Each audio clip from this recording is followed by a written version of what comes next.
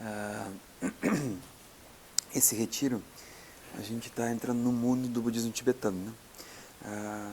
Acho que foi quando que eu dei o nível 1 aqui? No ano passado.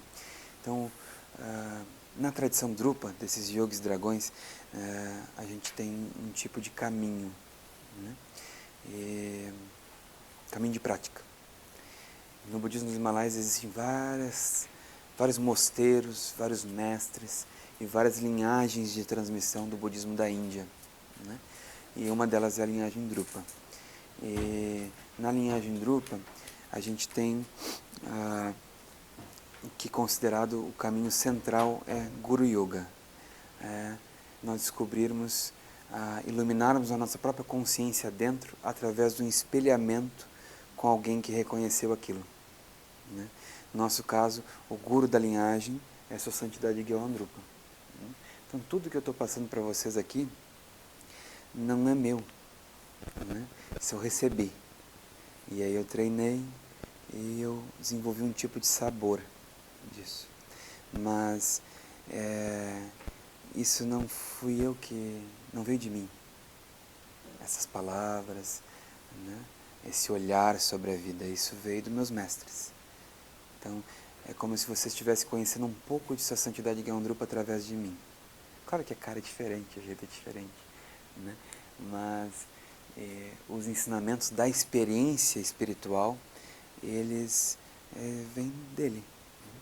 Então, ele é o guru da linhagem. E nessa tradição, a gente começa a estabelecer um relacionamento com ele através das práticas espirituais, mesmo à distância, mesmo sem nunca ter conhecido ele presencialmente, é como se a gente soubesse que ele é essa experiência que eu estou descrevendo para vocês.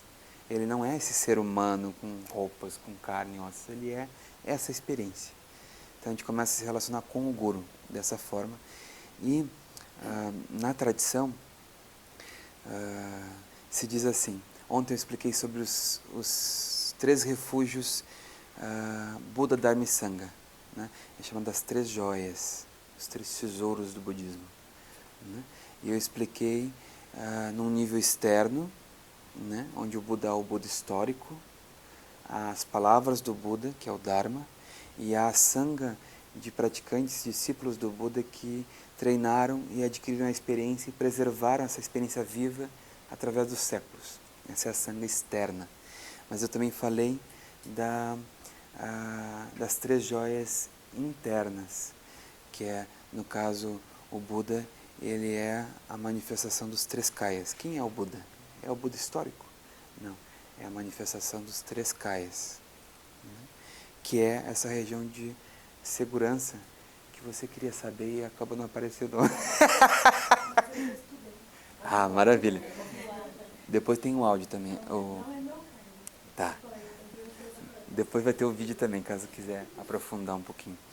Mas, então tem o Buda verdadeiro, ele não é o Buda histórico, o Buda humano, né? E o próprio Buda disse isso, no Sutra dos 3 Kayas. Quem que é ele? Qual é a forma dele? É essa natureza do espaço como um céu, o espaço da consciência, o princípio de energia dessa consciência que faz as coisas se movimentarem, a energia vital se movimentar, pensamentos se movimentarem, imaginações surgirem, isso tudo é energia, né? Então tem o corpo de energia pura do Buda, que é Sambhogakaya, e quando a coisa se manifesta através dessa energia, toma uma forma, se densifica para benefício dos seres, a gente diz é um corpo de manifestação, é um corpo de compaixão. Então uma energia livre e aberta, ela toma uma forma para dialogar com os seres, mas essa forma é pura compaixão. Não tem, assim, estou tomando uma forma agora de, sei lá, doutor, porque, né, é melhor para conseguir um emprego, não sei o que, não é assim. A gente toma a forma de um médico para curar, não para ganhar dinheiro, né? Então, no caso do Buda, surge um médico, surge um curandeiro, né? Mas esse curandeiro, ele não está buscando uma profissão, ele é um corpo de compaixão, a única intenção é beneficiar os seres. Então, Nirmanakaya, o corpo de manifestação física do Buda, ele é pura compaixão. As células do corpo dele, os poros do corpo dele exalam compaixão. O tempo inteiro isso. Esse é um Nirmanakaya. Então esses são os 3 corpos do Buda. O Dharma, ele num nível externo, ele são as escrituras, são as palavras do Buda, né? No nível externo é isso. Só que as palavras do Buda, elas são dedos que apontam para uma experiência. Não há uma verdade em si nas palavras. As palavras, elas podem ser interpretadas das mais diversas formas, né? Então elas estão apontando numa direção de uma certa experiência. Então tem um ensinamento no budismo que eu acho muito importante, que é não se aferre ao dedo, olha para onde o dedo está indicando. Né? Então a própria tradição inteira é só um dedo. E não é ela o objetivo. A tradição não é o objetivo. O objetivo é onde ela indica. E onde ela está indicando não é algo que é patrimônio da tradição somente. É um patrimônio de qualquer pessoa que seja semchen em tibetano, que tenha consciência, seja dotado de uma mente. Então qualquer ser que seja dotado de uma mente tem qualidades dessa mente. Tem potenciais. Tem céu ali, tem espaço, tem energia, tem poder de manifestação, né? Então, nesse caso, a gente vai começar a tentar descobrir onde é que essas palavras estão indicando. Para fazer isso, a gente tem o que a gente chama do Dharma da realização, né? Então, o Dharma das palavras, o Dharma textual, que é as palavras mesmo, pega os livros das palavras do Buda, os ensinamentos. Mas eles estão indicando para uma experiência. Então, a experiência é o Dharma da realização. É a energia daquilo. Então, a gente pode desenvolver, por exemplo, hoje eu vejo, né, não que seja ruim, eu acho massa, mas eu vejo as pessoas fazendo hoje tese de graduação na faculdade sobre compaixão, sobre empatia, sobre isso. Aí surge uma tese sobre aquilo. Oi? É sobre isso? Aí... Mas eu acho legal porque ajuda a gente a pensar e desenvolver uma mente que entende a compaixão. Mas, ao mesmo tempo, um doutor em compaixão não quer dizer que ele seja compassivo, né? Então... Oi? A minha tese vai estudar a técnica de desenvolver compaixão. Massa. A tua tese, ela vai... Às vezes eu vou escrever e vou chegar à conclusão que não existe. Talvez a tua tese ela venha a ser realmente profunda se tu não escrever sobre a técnica, mas antes tu aplicar a técnica e ver se ela funciona. Porque aí sabe o que vai acontecer na tese? Tu vai ver que talvez para ti tu precisa fazer certos ajustes na técnica. Porque tu aplica aquela técnica milenar e tu vê assim, poxa, mas não está funcionando para mim. Que estranho. Por que será? Por que compaixão não está exalando do meu coração? Né? Porque senão tu vai escrever sobre uma técnica que não funciona para ti. E talvez não funcione para outros.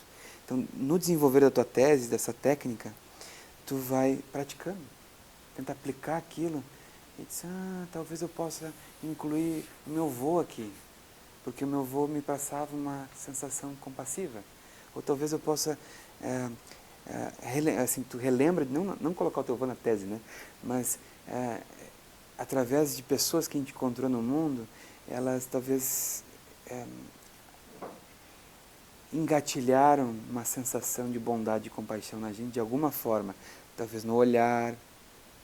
Aí, por exemplo, desenvolvendo uma técnica de compaixão, a gente pode pensar, você lembre do olhar de uma pessoa que em algum momento da sua vida manifestou bondade. Né? Em algumas técnicas milenares não existe essa instrução. Mas para mim isso foi essencial. Porque tocou uma região que eu já sabia, já tinha sentido em algum nível o que era bondade e compaixão. Através de um ser humano. Né? No caso dos meus mestres. Eu vejo eles transbordando compaixão pelo olhar. Então, se às vezes eu através de uma técnica teórica, não consiga desenvolver a energia de certa coisa, pode ser que eu invoco a energia humana de pessoas que carregam isso. E aí daqui a pouco aquilo me toca, abre aquela experiência. Né? Então é interessante a gente ir aplicando e ajustando a técnica à nossa vida, para que ela funcione. Isso pode ser uma tese que seja de benefício, não só acadêmico, mas um benefício que talvez outras pessoas peguem e dizem, deixa eu ver se funciona. Tem um efeito aqui. Né? Porque senão fica só um Dharma textual mesmo, que acaba às vezes nem sendo Dharma, porque ele não indica mais uma realização. Então é interessante, eu acho bem importante a gente está aqui para se realizar, não é para aprender mais um conhecimento que vira uma bagagem que às vezes nem tem utilidade. Na verdade, a gente precisa, isso precisa ser útil, precisa funcionar, a gente precisa sair desse retiro e durante a semana tem um frescor desses ensinamentos, isso reverberar na nossa vida. Mas para que isso aconteça, a gente precisa ajustar e encaixar esses ensinamentos no nosso contexto de vida. Isso precisa fazer sentido para a gente. E da mesma forma que fez sentido na minha trajetória de vida, não quer dizer que exatamente vai ser igual para vocês. Então eu falo como é que foi para mim. Né? Mas vocês pegam isso e veem se isso traz um frescor, uma experiência. Se não trouxer, pensem como é que isso se encaixa na minha vida. Aí daqui a pouco começa a surgir algum saborzinho. Né? Quando a gente tenta encaixar na vida da gente esses ensinamentos, essas indicações. Né? Isso é bem importante. Então tem o Dharma da realização. Aí, no aspecto da Sangha, tem a Sangha grupo de pessoas, né? Seres humanos, que é uma comunidade que se junta e carrega uma mesma perspectiva. Então, no nível externo, são pessoas, praticantes, humanos. Né? Num nível interno mais puro, é uma energia. Então, quando a gente se junta em grupo, a gente não está, na verdade, encontrando pessoas diferentes umas das outras que vão praticar o Dharma de acordo com as suas vidas. A gente está desenvolvendo uma energia em conjunto. Né? Então, essa mesma energia, quando tem mais gente, tem mais força. Vibra. Né? E aí, a vibração conjunta, ela eleva o nosso coração, a nossa energia. Né? Então, no nível sutil, o grupo, a Sangha, ela é o que carrega o Buda. Vivo, até hoje. A Sangha é a coisa mais preciosa que tem. Nesse caso, o Buda ele só é precioso porque se não tivesse o Buda, não tinha Sangha. Mas depois que o Buda se foi, o Buda histórico, a coisa mais preciosa é a Sangha. Não é nem o Dharma, nesse sentido, porque o Dharma não estaria vivo se não houvesse os praticantes desenvolvendo aquela experiência. Então a Sangha é o que carrega o Dharma vivo. A coisa mais preciosa que tem. Nos ensinamentos se diz que o Buda se foi. Né? Então, a gente tem essa contemplação. O Buda foi, mas ele poderia ter atingido a iluminação e não ter contado para ninguém sobre isso. Mas ele contou. Isso é uma coisa boa. Né? Aí ele faleceu e aquilo que ele contou ficou. Mas não só ficou as palavras dele. Tiveram pessoas que praticaram aquilo. Né? E realizaram. Se tornaram Budas também. Se tornaram seres realizados espiritualmente. Mas não só isso, porque esses praticantes eles podiam também não ter contado para ninguém. Eles atingiram a realização, talvez contar para sua família, contar para seus amigos lá, séculos atrás, e ter ficado por ali. Mas eles, por compaixão, por saber que aquilo pode ser desenvolvido por outras pessoas e pode ser muito benéfico, eles então passaram isso para frente. Né? E isso passou séculos. A gente não vive um século. A gente não tem ideia direito do que é uma energia ser preservada viva, ano após ano. Por exemplo, eu aqui no Brasil eu vejo, às vezes, grupos surgem e grupos se dissolvem. Às vezes no decorrer de um ano. Né? Aí surgiu uma vibe, assim, sim, vamos fazer não sei bem o quê. Aí surge um grupo. Aí daqui a pouco começa a amortecer. Aí as pessoas, o que eu estou fazendo aqui? Acho que eu vou ver o jogo do Brasil, eu não vou lá. Aí aquela energia, você vai. Imagina, às vezes no decorrer de 6 meses a um ano acontece isso. A gente tem 2.500 anos de energia viva. É meio fora da casinha da gente. Assim. Como é que isso não se mantém só nas palavras vivo, aquilo está vivo. Cada ensinamento está vivo, do início ao fim. Não é só as pessoas aprenderem a desenvolver motivação, aprender a contemplar sua impermanência, aprender a desenvolver entrega, refúgio, mas elas realizaram o espaço vivo e luminoso da mente. Elas chegaram ao final do caminho, várias até hoje. Né? Então a energia do caminho inteiro, da iluminação inteira está viva. E ela chega para nós hoje aqui. Né? Agora, nós temos a oportunidade de usar isso ou não.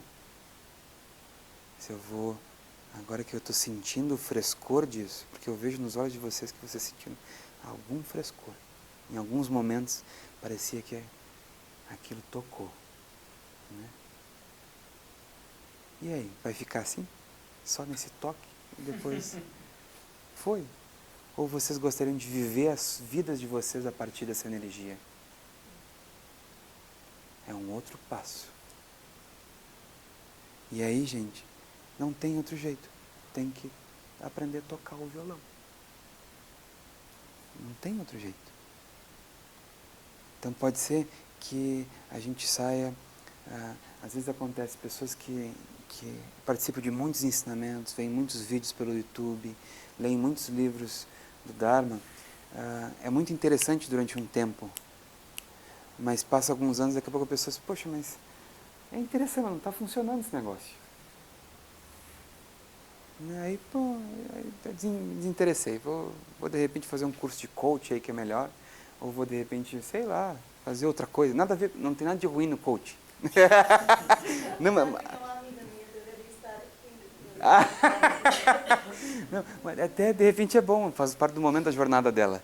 Mas o que eu estou dizendo aqui, o que eu quero dizer é que a prioridade não é mais iluminação.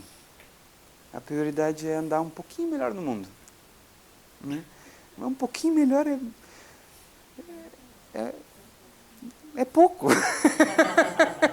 Não vai funcionar, a gente vai se frustrar de novo, porque daqui a pouco não dá certo de novo.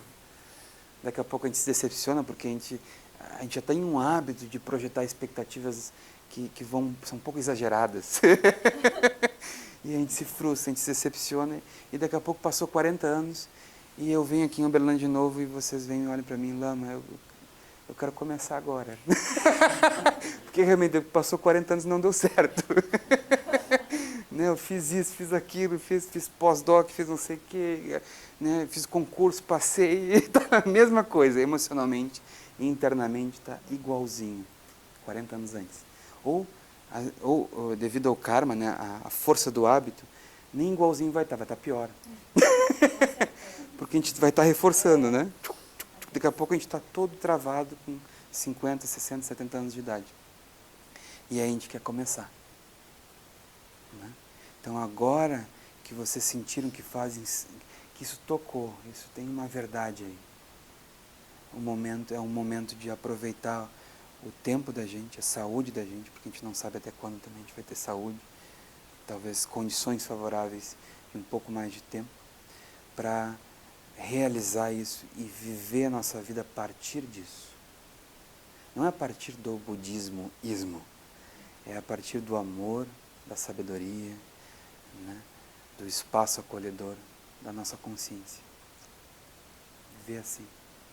Viver fresco, sem bagagens do passado. Né? Sem projeções do futuro. Viver aqui, agora, nessa consciência do presente. Nessa consciência viva, espaçosa. onde as coisas passam a não impactar mais tanto, porque a gente tem muito espaço. A gente já não está mais vivendo no mundo das aparências, a gente está vivendo no espaço onde elas surgem. As aparências vêm e vão, elas não têm mais poder sobre a nossa vida. A gente que dá poder a elas, o poder que a gente quer. A gente constrói o que a gente quer na vida. A gente passa a dirigir a energia vital da gente. Então, realizar isso, equilibrar isso, tornar isso uma verdade viva. Isso é muito importante. E aí, quando a gente faz isso, a gente se torna a sangha. Porque fica difícil de tomar refúgio no Bob, digamos assim.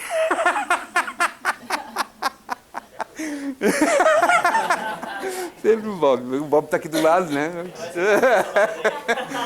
No próximo retiro você está lá no fundo. Lá.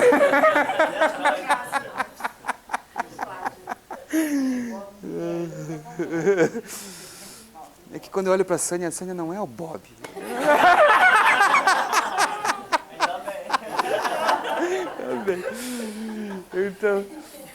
Então, vocês imaginem, o que eu estou dizendo para vocês aqui é assim, não é para a gente tomar refúgio uns nos outros pessoalmente, porque pessoalmente a gente tem flutuações.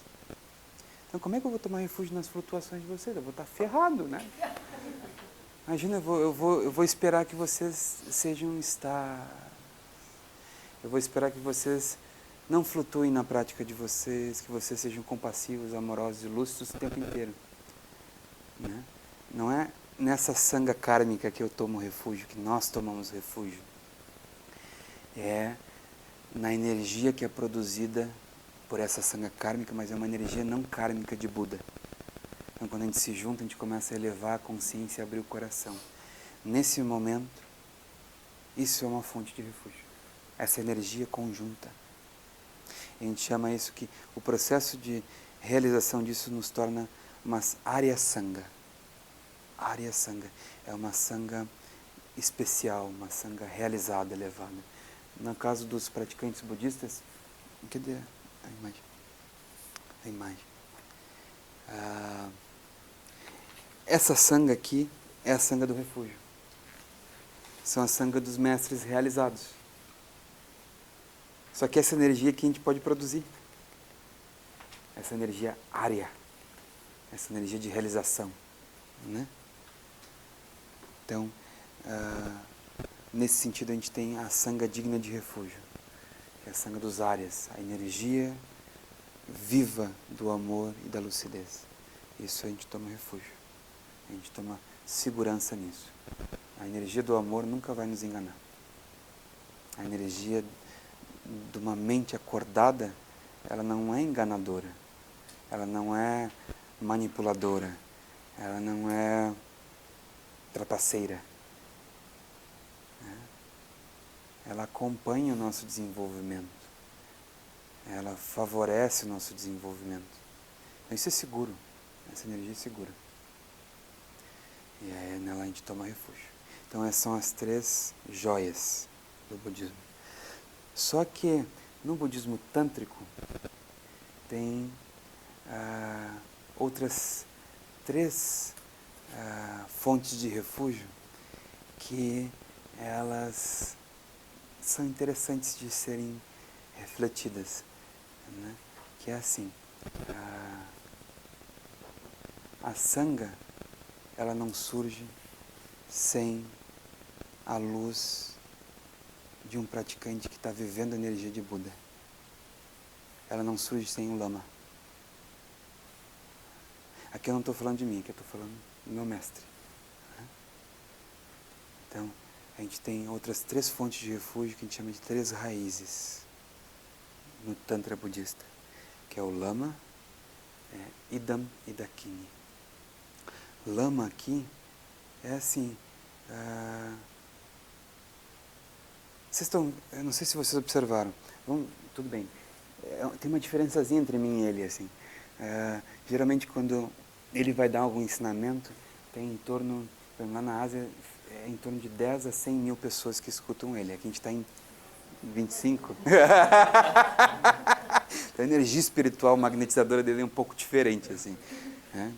Quando ele veio para o Brasil também, tinha um dos eventos tinha lá 500 pessoas, né? Agora, digamos assim, para vocês ainda não conheceram ele, não viram ele fisicamente, pessoalmente. Quando eu venho, tem uma diferença? Tem uma diferença. Tem uma diferença. Então o lama, ele ativa a chama, o fogo da experiência espiritual, né? Se não há os lamas, esse fogo ele não é ativado, porque ele não é ativado a partir do karma da gente, né? Então é muito importante a gente ter pessoas que vivem aquilo ao nosso redor, que vivem aquilo que a gente está buscando. Então, no budismo tântrico, por que é importante para mim? Quando eu chego, vocês levantam, fazem reverência, né? Não é para esse ser que come, caga e dorme, né? É para a energia que esse ser está trazendo. Porque sem essa energia, a gente fica na mesma, né? Não desperta em nós. Pode até despertar de vez em quando, mas tem mais força. Então, no caso assim, a gente pode se reunir para contemplar os ensinamentos do Buda, mas o Buda não está aqui. Se o Buda tivesse, ia ser uma maravilha, né? Eu acho que ia ser assim, realmente algo extraordinário. Nesse tempo de hoje, com Facebook, internet, seria interessante ver um Buda por aí assim, né? Eu não tenho ideia como é que seria, como é que ele agiria. Mas ele não está. Então, a energia de Buda, ela é despertada no mundo hoje através daqueles que sentiram essa energia, cultivaram ela e em algum nível estabilizaram ela, né? Então os lamas se tornam uma fonte especial de refúgio, porque é como se eles fossem inicialmente os intermediários, no início. Então, no início, o lama é uma ponte para vocês acessarem o Buda. Sem essa ponte, a distância, o pulo vai ser impossível. Eu não digo impossível. Como tu estava falando, pessoas que estudam, atingem iluminação só com o estudo, né? Então é muito raro isso. É muito raro você não ter ideia de qual é aquela energia e você acessar ela. Agora, se alguém chega para vocês e começa a vibrar aquela energia, fica mais fácil. Fica mais possível. Isso é possível, eu estou sentindo. Então, se diz que não há Buda, não há Dharma vivo, há o Dharma textual, mas não há Dharma experiencial e não há o surgimento da Sangha sem os lamas. Faz sentido para vocês? Porque isso aqui marquem na mente de vocês. Eu não estou puxando a mente de vocês para o lama, ou seja, para vocês forçar vocês ou fazer com que vocês criem alguma identificação com respeito a mim como se eu fosse alguém mais elevado. Diz bobagem, mas não vou falar. Sim. Você está falando sobre lama e Buda. Talvez minha pergunta pode ser meio boa, mas existe a possibilidade de um lama se tornar um Buda? Existe uma grande possibilidade, né? Até porque se isso não fosse possível, eu acho que não valeria a pena a gente estar aqui, vocês estarem aqui, porque vocês são capazes de se tornar Budas, mesmo antes de ser lamas. Dá para pular. Dá? Porque lama é só um reconhecimento daquilo que tá sendo desenvolvido ali, né? Certo. Então a gente pode atingir a iluminação sem um reconhecimento formal, sem um nome. A gente pode ser o Buda Bob. Né?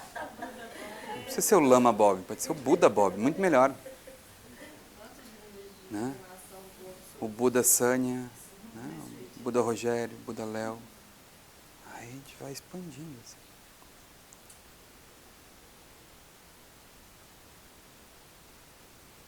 Ou a gente pode ser só o Bob, mas por dentro um Buda. Né? Aí o Bob vai para casa, a mãe dele não tem ideia, mas é um Buda lá dentro. Aí o Bob vai trabalhar, no trabalho eu acho que ele é um demônio, assim, querem acabar com ele.